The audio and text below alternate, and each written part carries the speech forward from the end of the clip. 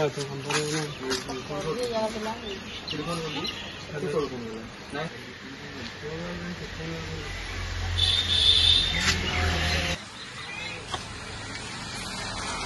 ହେଲେ ଭାଙ୍ଗି ଯାଇଛି କେତେ ପୁଅ ଝିଅ କଣ?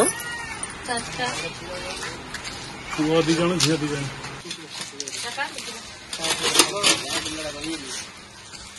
ମୋ ନାଁ ହଉଛି ତପନ ଲାଲ ପରିଡ଼ା।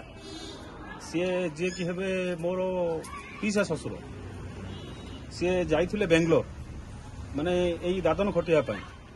ଆଜିକାଲି ତ ଗୋଟେ ଗରିବ ଲୋକ ଓଡ଼ିଶାରେ କିଛି କାମ ନାହିଁ, ଯାହାଫଳରେ କି ସିଏ ପଦା ଦେଶକୁ ଭରସା କରୁଛି, ପଦା ରାଜ୍ୟକୁ ଭରସା କରୁଛି। ସେଠି ଯାଇଥିଲେ ଖଟିବା ପାଇଁ।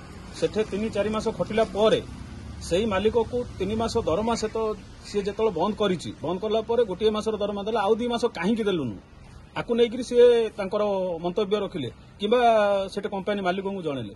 କମ୍ପାନୀ ମାଲିକ ୱିଥ୍ ଜଣେ ଲେବର ଉଭୟ ପକ୍ଷ ମିଶିକିରି ଏଇ କାଣ୍ଡ ଘଟାଇଛନ୍ତି। ତାଙ୍କୁ ମାରପିଟ କରିଛନ୍ତି, ହାତ ଭାଙ୍ଗିଛନ୍ତି, ନିର୍ଦ୍ଧୁମ ଭାବେ ବାଡେଇଛନ୍ତି। କି କୌଣସି ପ୍ରକାର ମେଡିକାଲର ସହାୟତା କିମ୍ବା ତାଙ୍କୁ କୌଣସି ନିଜ ଗରିବ ହୋଇଥିବାରୁ ତାଙ୍କୁ କୌଣସି ପ୍ରକାର ସହଯୋଗ କରିନାହାନ୍ତି।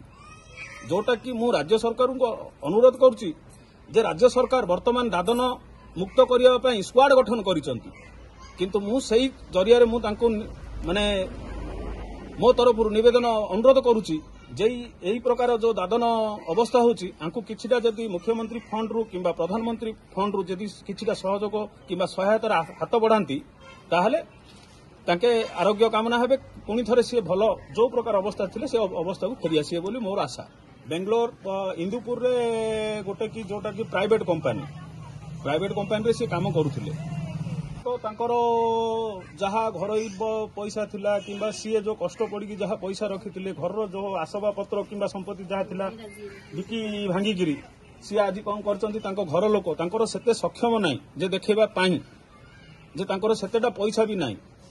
ଆଜିକାଲି ଦୈନିକ ମୂଲ୍ୟ ପଡ଼ିଲେ 300 ଟଙ୍କା, 300 ଟଙ୍କାରେ ଗଚ୍ଛିତ କଲେ ବଡ଼ ହେଲେ ଟଙ୍କା 6,000, ଟଙ୍କା 6,000ରେ ଘର ପୋଷିବେ ନା ଫେର ଏଇ ରୋଗକୁ ନେଇକିରି ଦେଖେଇବେ।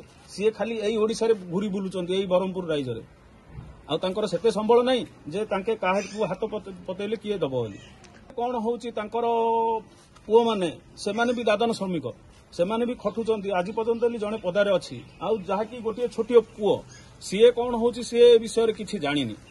କେସ୍ ଦେବା ପାଇଁ ସେ ଅସମର୍ଥ। କେସ୍ ଦେବା ଫଳରେ କଣ ହଉଛି ମାଲିକ ତାକୁ ଧମକେଇଲେ ଯଦି ଆମ ଏରିଆରେ କେସ୍ ଦଉଛୁ ତତେ ଜୀବନରୁ ଛାଡ଼ିଦେବି। ସେ ଡର ଭୟରେ କୌଣସି ପ୍ରକାର କେସ୍ ଦେଇନାହାନ୍ତି। ସେଥିପାଇଁ ମୁଁ ମିଡିଆ ଭାଇଙ୍କୁ ଅନୁରୋଧ କରୁଛି ଯେ ତାଙ୍କ ଜରିଆରେ ସରକାରଙ୍କ ପାଖରେ ପହଞ୍ଚାନ୍ତୁ, ଏଇ ଦାଦନ କଷ୍ଟରୁ ଦୂର କରନ୍ତୁ।